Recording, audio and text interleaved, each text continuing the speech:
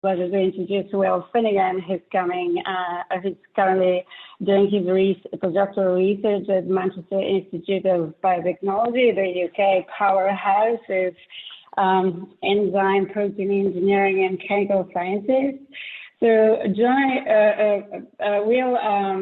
is a postdoc in Turner Switch groups, which he joined after completing his PhD in biocatalysis with Jenny Rothschild and Nick Holm at the University of Exeter. He also spent a couple of years as a postdoc working on production of recombinant spider silk. So he's got quite a diverse set of experiences and research expertise.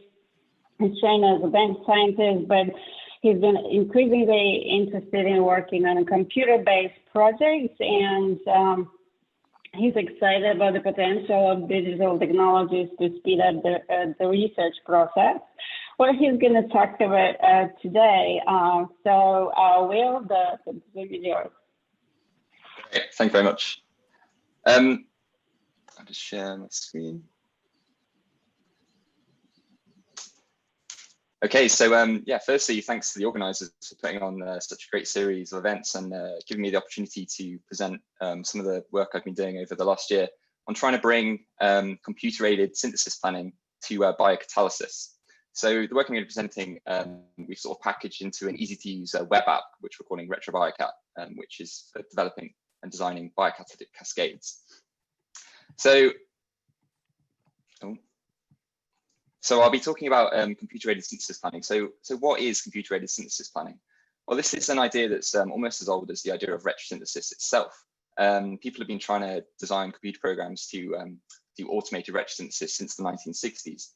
But it's only really in the last couple of years that these have really started to show their potential. And I guess the idea could be summed up as having a target molecule that we want to synthesize, and then having a set of reaction rules or reaction templates that we can use to get the computer to essentially suggest a synthesis route, ideally back to commercially purchasable molecules, such as in this example. And of course, in the Turner Switch groups, sorry, I'm having trouble moving the slide up. We're very interested in pathway design as well, but we're interested in the design of biocatalytic cascades. So this is the idea that we can combine enzymes into synthetic cascades to produce molecules that we're interested in. Cascades give us a number of advantages over the already numerous advantages that enzymes give us. They give us a much better sort of productivity and cost benefits on top of the exquisite selectivity that enzymes can offer. So obviously, we're interested in making biocatalytic cascades, and so naturally we were therefore quite interested in how we could maybe use computer-aided synthesis planning in the design of these cascades.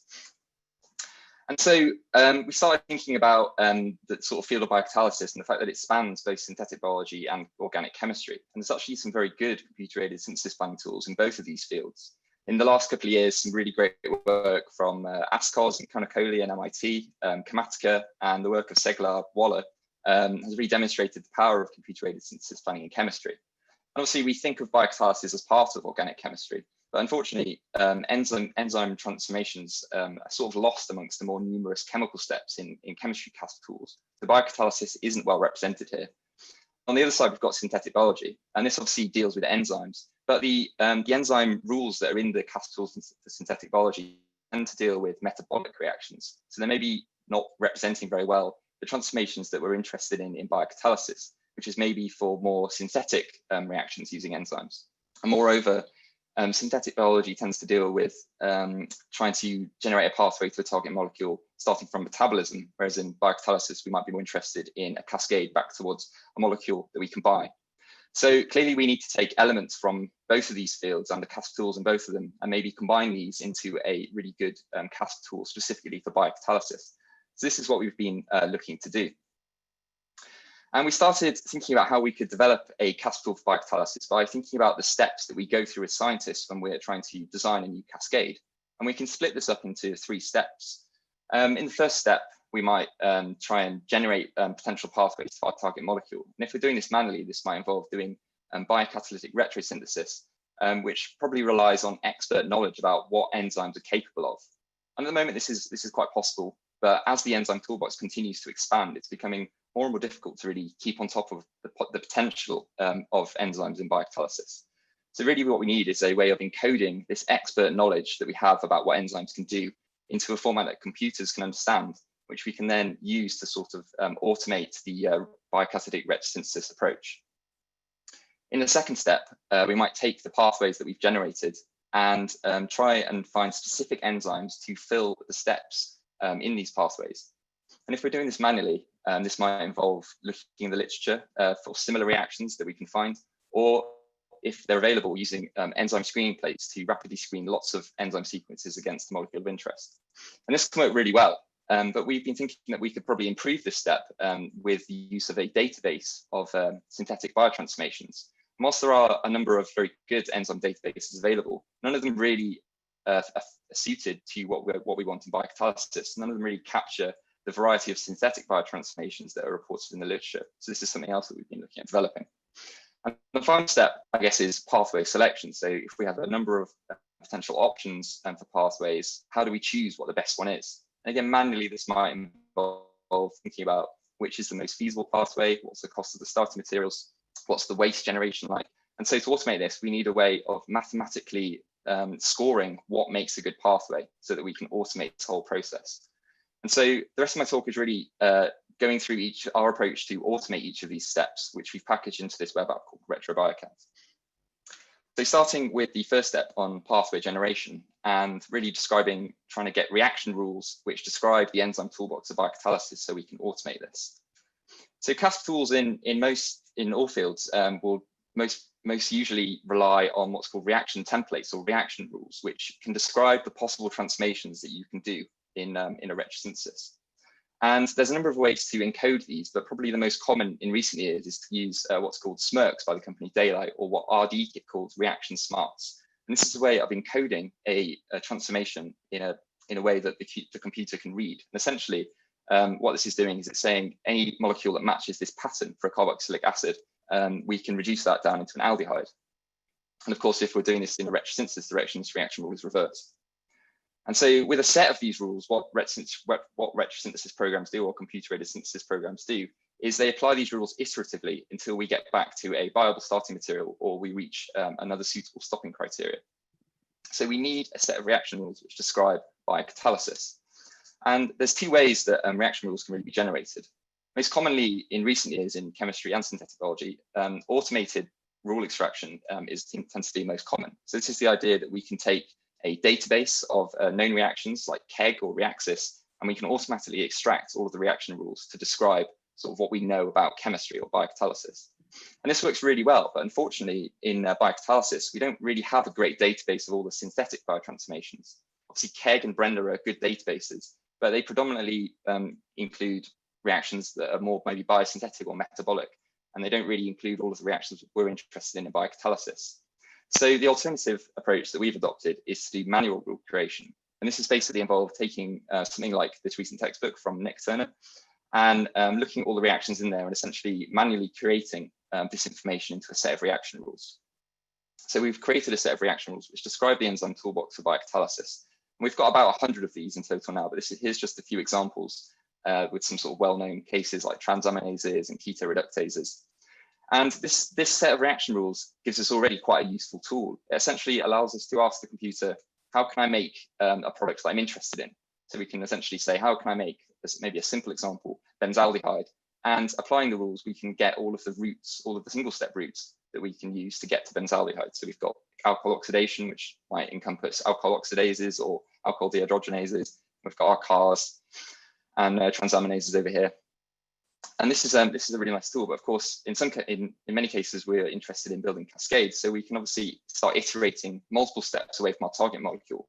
And we can create these almost subway-like maps of the possible routes you can use to get to a molecule.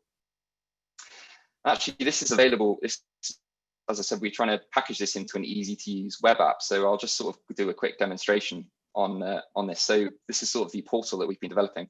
And the idea is that you can essentially sort of draw the molecule you're interested in. So in this case, we've just drawn benzaldehyde.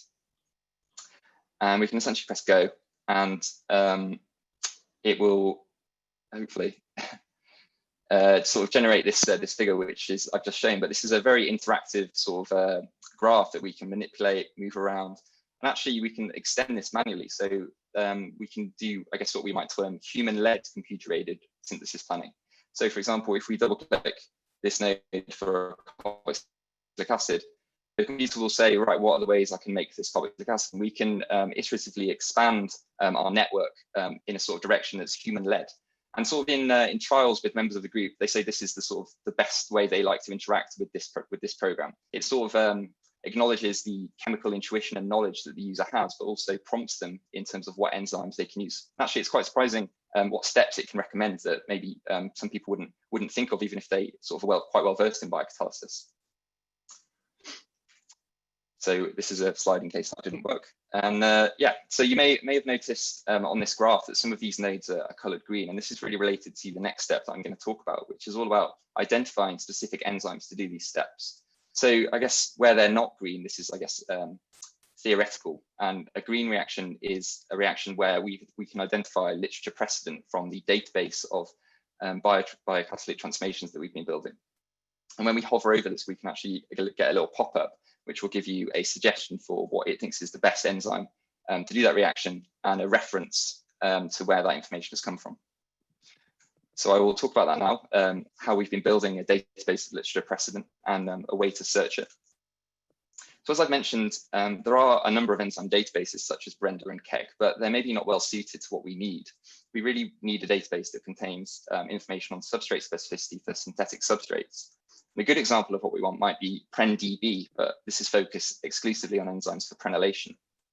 So we've actually decided to start building our own database. And the way we've been doing this is essentially we have a template in Excel, and we have a number of users that are sort of entering data from the literature. And whilst the COVID-19 crisis has been absolutely terrible, it's been quite useful in terms of building this database, as we've had a sort of abundance of people willing to enter some of this data. So we currently have over 10,000 entries into our database. Some of the enzyme classes are quite well covered. I've got a few examples here, and then others we're still working on. And this is sort of what we're using to identify literature precedent. Of course, building a database like this, we sort of have a challenge. How can we compare data between different papers? Obviously, people report things in all sorts of different ways. So we've developed this, I guess, cascading system of information that we tend to see in papers, with the minimum level of information obviously being, is it active or not? I guess this is sort of the minimum level of information you want to know about a substrate.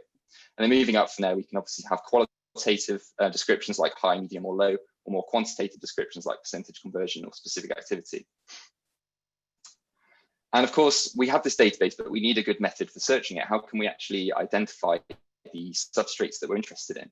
To do this, we use something called molecular similarity using fingerprints. So we can generate a fingerprint of all of the substrates in the database, and then we can compare that with the fingerprint for a molecule we're interested in. And this will give us a similarity score, which we can use to then say these are the most similar substrates to the substrate we're interested in.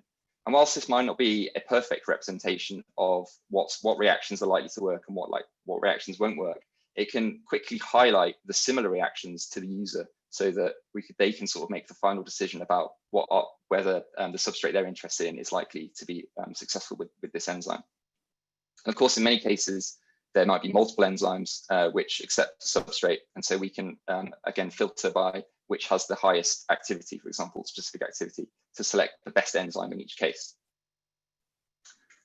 So that's how we've really tackled this idea of enzyme identification. And I'll just briefly show the portal for this as well. So this is also available in our web app, and we've been creating this idea that you could just search for an enzyme you're interested in, and you could potentially draw a molecule you're interested in here and get a similar list of results. Or if you don't enter anything, it will essentially just return to you the entire database. In this case for cars, although in this case it's selecting the best enzyme in each case. So we get this, hopefully, output with a big list of reactions for carboxylic acid reduction, which is sort of quite nice to look through to get a flavor for the substrate specificity. But of course, you could search this for a single substrate that you're interested in. So the final part of designing a cascade is evaluating the pathways. So what makes a good cascade and how can we score this? So I guess this is coming on to how we can do automated pathway generation. And probably the most important metric that we can use in automated pathway generation is a metric for molecular complexity. And I guess this is something that organic chemists sort of develop an intuition for, the idea that what is a synthetically useful reaction. So to basically teach a computer what a synthetically useful reaction is, the chemists that have been building computer-aided synthesis planning tools, one of the ways that they have done this is to develop something called the SC score. And this is really great work from Connor Coley and MIT. And he's basically created a neural network that he's trained on a large database of reactions in organic chemistry, essentially assuming that when we're doing these types of reactions, we're going from simpler starting materials to a more complex product. So they've trained the neural network, and it will essentially give you a score between 1 and 5 for how complex it thinks the molecule is. And when we apply this to biocatalysis, this seems to function quite well. So here's a published pathway to a piperidine from a carboxylic acid. And each of these steps I've just colored with the change in complexity. And you can sort of see that each of the steps, as it's predicted using this SC score, is colored green. So the program is essentially identifying that this is a synthetically useful step. Other important metrics, I guess the other really important one is whether the starter material is viable. So to do this, we've essentially used a number of databases that we can query to essentially say, is this a molecule that you can buy, or is it not a molecule that you can buy? And we've also used a couple of other metrics. So we think about the number of steps of the pathway. Obviously, really long pathways are maybe not very attractive. And where we can, we want steps that have literature precedent. There's obviously a large number of different metrics that we could include, which we hope to integrate soon. But at the moment, we're sort of using these 4. And this lets us really look towards doing automated pathway suggestions. So the idea is that we can generate a really large network of maybe 4 or 5 or 6 steps, which might be really difficult to actually search by hand. And we can get the computer to essentially enumerate all of the potential pathways here, and then score and rank these pathways so that the best pathways are sort of presented to the user first. And we can use a weighted score to essentially allow the user to say what they're most interested in. So if they're really interested in getting back to a viable starting material, we could weight this more highly, for example. And so my colleague, Lorna Hepworth, has been sort of curating the literature of biocatalytic cascades, and we've got a sort of test set of about 50 cascades that we've been trialing this on. And on the whole, this works really well. We can generally predict pathways that are presented in the literature in the sort of top 5 or 10 suggestions. But I've got a few examples here just to demonstrate this. So this recent work on methoxamine synthesis for this 2-step cascade, we could predict this as the first pathway presented. This recent work from GSK on one of their drug molecules, the cascade with an alcohol oxidase and an imine reductase. This was presented third out of maybe 10,000 pathways. Recent work from the Sven Flitch group on this piperidine synthesis that I presented earlier, that was presented second. And of course, no set of examples would be complete without the recent work of islatravir, which I was thankful to see that we predicted as the best pathway, although we weren't able to actually get the synthesis of this molecule with the phosphorylation and the alcohol oxidation. So that's sort of a brief overview of the work I've been doing. In summary, I think what we're aiming to do is really augment humans rather than replace them. I think this is quite important. We wanted to create a really user-friendly and easy to use app that bench scientists can really get hold of and use when they're trying to plan synthesis. And I think the nice thing about our approach is that it can combine both manual and automated approaches. So you might plan a pathway manually and then sort of start querying this database for specific steps that you're interested in. Or you might use the automated approach for generating pathways, but then start employing enzyme screening panels to pick your enzymes. And I think that's important to acknowledge the sort of creativity and knowledge that chemists have that is maybe more difficult to replicate with a computer. Moving forward, we're really interested in sort of trying to integrate more closely the sort of biosynthetic routes and maybe the chemical routes. Obviously, we're very interested in making powerful chemoenzymatic cascades. So we're looking towards integrating open source tools like ASCOS for a computer-aided synthesis planning in organic chemistry, or there's a set of reaction rules which have been extracted from metabolism called retro rules. I'm really interested in trying to get a portal for more user-generated content. Obviously, the database that I've shown is predominantly populated via the Turner Flitch groups with some contributions from some other institutes as well. But creating a nice sort of web portal to allow users to enter information, I think would be really useful. And there's inspiration I think we can take here from some recent work on the Natural Products Atlas, where they've sort of adopted exactly this. They have this cycle where scientists are able to sort of look at papers and then curate this database, and then they provide a number of tools for interrogating this data. So that's the other important thing, is a database needs to be useful for people to be willing to contribute data to it. So better ways for interrogating this data. And I think this is really useful as well, because it lets us ask the question, what's been done and what needs doing? So sort of what are the experiments that would be most valuable to do for a particular enzyme class? So just to finish off, just some acknowledgements. Obviously, thanks to Nick and Sabine. It's been great working in their group. Lorna Hepworth is a colleague who I've worked quite closely on everything I've presented. And then obviously there's a large list of people from the Turner Flitch groups here, many of which have offered some really useful advice, and have sort of, many of them have contributed to the database I presented. Here's a photo from our recent Christmas party.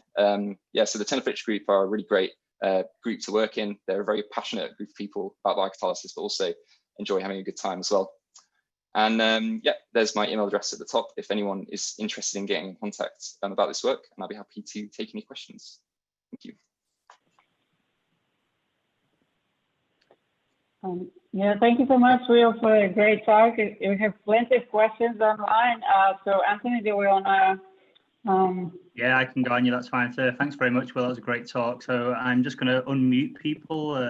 There's quite a few people, so it'll be kind of at random. So we'll start off with the Chemist Club.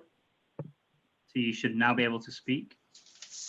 Hey, hey, Will. How are you? Really nice. I didn't realize I logged in on a club account instead of my personal account, but so this database is going to be a really nice tool for helping to design and sift through sort of chemical reactions that could be rendered enzymatic. But for someone who's a little bit more synthetic, how would one access these enzymes? Is there something within your database that will be like, this is where the uniprot or the accessation for, say, the plasmid, or is that something we would have to go in and do it ourselves? That's a really good question. We want to include sequence information in this database as well. So yeah, where we can say, oh, this is the activity of this enzyme, there'll be a link to the actual protein sequence. And I guess the easiest way at the moment, I guess, would be to send that off to a DNA synthesis company to get it synthesized. Mm-hmm. Obviously, we've discussed also including links to enzyme vendors, so sort of companies that provide enzymes, and I think that could be a useful avenue to pursue as well. Awesome, thanks so much. Okay, so we have a talk from Roberto Chica. Or questions, I should say. You should be able to talk now, Roberto.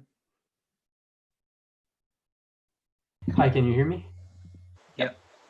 Okay. Thanks, Will. Very nice talk. My question has to do with the practical aspects of cascades. Oftentimes, you need to consider compatibility between different enzymes, for example, pH values, or if you want to perform the assay in one pot instead of a multi-step individual reaction process.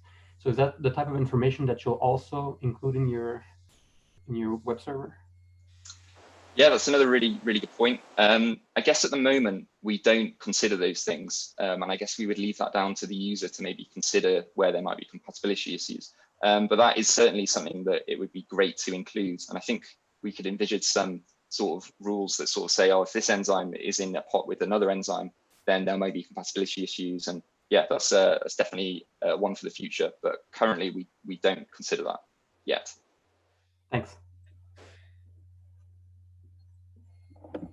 Okay, well, maybe I can just read out a question if that works. So, hi, Will, can you give a little bit more details on how the database is created to gather KCAT/binary data, etc.? Sounds like a lot of manual curation. Also, is this database published? ? Yeah, yeah, it is a lot of manual work. Is the short answer to that one. Yeah, so we're sort of relying on crowdsourcing this, I guess, at the moment.